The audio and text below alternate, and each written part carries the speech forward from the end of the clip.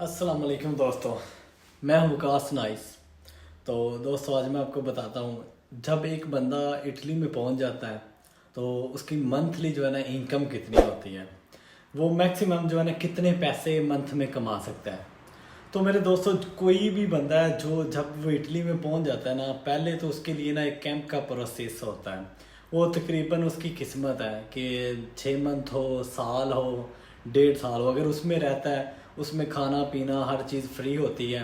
ठीक है, हर चीज़ तकरीबन फ्री होती है। उल्टा वो आपको जो है ना 70 और 70 रुपीज़ भी हर मंथली देते हैं आपको। तो उसकी उसमें उसमें एक ना बड़ा बेनिफिट ये होता है कि यार, अगर आपको बाहर निकलते हो, आप थोड़े तेज़ हो, थोड़ा आप समझते हो, तो आप बाहर निकलते हो, लोगों से गपशप करते हो, तो आपको ना कोई काम मिल जाता है। अगर आपको काम मिल जाता है ना, तो वो उसमें एक लिमिट होती है कि 800 जो है ना, 800 रुपये के अंदर अंदर जो है ना आप काम कर सकते हो।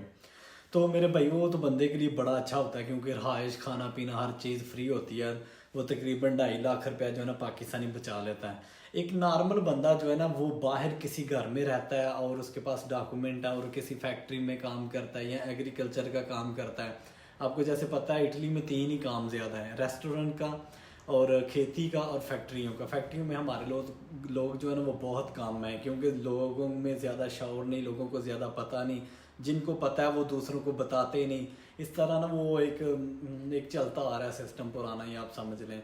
तो अभी थोड़ी अवेयरनेस आई है लोगों में, अभी लाइसेंस ज़्यादा कर रहे हैं पाकिस्तानी, बहुत ज़्यादा पेपर भी मिल चुके हैं। तो जो एक नॉर्मल बंदा है ना मेरे भाइयों, वो उसकी ज़्यादा से ज़्यादा सैलरी पता कितनी है इटली में? 1500। 1500 1400 इतनी कमाता है। अगर वो ओवर टाइम लगाता है, और ओवर टाइम भी अगर बूझते में आता है, तो फिर तो वो 1700 तक जा सकता है, 1600 तक। वो भी अगर नाइट ड्यूटी करता है किसी फैक्ट्री में। अगर एग्रीकल्चर में है तो 1500, इससे ज़्यादा नहीं कमा सकता। और जो एग्रीकल्चर का इधर का सिस्टम है, इधर का नहीं, ये पूरी दुनिया में ही ऐसे होता है, लेकिन पाकिस्तान में हमने इस तरह किया नहीं जैसे इधर होता है। तो ये सेम ही होता है हर जगह पे। तो मेरे दोस्तों जो है ना, बंदा जो काम करता है ना एग्रीकल्चर का, तो वो इतना ही कमा सकता है। कुछ मंथ काम नहीं होता, कुछ मंथ काम ज्यादा होता है, लेकिन नॉर्मल उसकी एवरेज एक इतनी बनती है, इससे ज्यादा नहीं होती है। तो फैक्ट्री में 12 मंथली काम होता है, कुछ आपको छुट्टियां बोनस मिलते हैं, तो वो भी एक ही हिसाब होता है। सही है, 1500 इतने ही बंदा कमा सकता है। ओवर टाइम लगा के तो फिर आप 1700 तक मैक्सिमम जाते हो, इससे ज्यादा नहीं बनते। तो उसमें 1500 में फिर आपने जिस काम पे जाना है, अगर आपने गाड़ी रखी है तो आपका ऑयल वगैरह गाड़ी का खर्चा है। जिस घर में रहते हो उसमें से आपको जो है ना 150 रुपया तो किराया है तकरीबन हर जगह। और अगर आप अच्छा थोड़ा कम भी, इतना भी ज्यादा अच्छा नहीं खाते, नॉर्मल भी खाते हो, तो यार आपको 150 रुपया खर्चा आ ही जाता है हर घर में। ठीक है, तो ये 300 रुपया तकरीबन ये बन जाता है। 20 रुपए का आपका बैलेंस हो जाता है मोबाइल का, आपको 30 40 आप अपना खर्चा लगा लें, तकरीबन 400 रुपया जो है ना बंदे का खर्चा हो जाता है। तो दोस्तों बकाया बंदे को क्या बचता है? 1100। तो 1100 जो है ना, 1000 1100 ही बचता है। ये यार तकरीबन पाकिस्तानी जो है ना 3 लाख आप लगा लें कि फी बंदा 3 लाख रुपया कमा रहा है। ठीक है, इससे ज्यादा जो ट्राले वगैरह चलाते हैं, या कोई शेफ है, या कोई पिज्जा योलो अच्छे हैं, वो तकरीबन 2000, इससे ज्यादा कमाते हैं। जिन लोगों को थोड़ा टाइम ज्यादा इटली में हो गया, तो ज्यादा से ज्यादा जो अर्निंग है ना इटली में वो इतनी है, इनकम जो है ना वो इतनी है। आप 3 लाख जो है ना वो कमा, आप पाकिस्तान में जो आपको बचता है ना, वो 3 लाख आपको मंथली जो है ना बच जाता है। तो ये इनकम है तकरीबन। ये इटली में खर्चे थोड़े ज्यादा हैं, आई थिंक।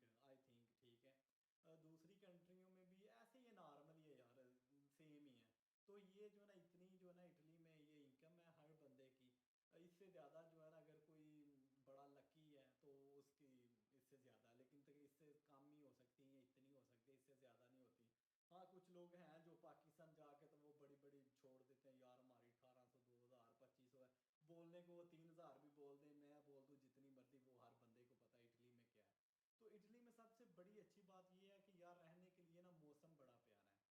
ठीक है, मौसम बहुत प्यारा है, ऐसा मौसम दूसरी कंट्रियों में नहीं मिलता। ठीक है, इसके अलावा फिर हमारे पास डॉक्यूमेंट है, बंदे के पास डॉक्यूमेंट है, वो इटली छोड़ के जा नहीं सकता, क्योंकि उसको इधर टैक्स पे करना पड़ेगा। अगर टैक्स पे नहीं करेगा, उसके जो है ना डॉक्यूमेंट है वो रीन्यू होंगे नहीं होंगे। तो इस तरह जो है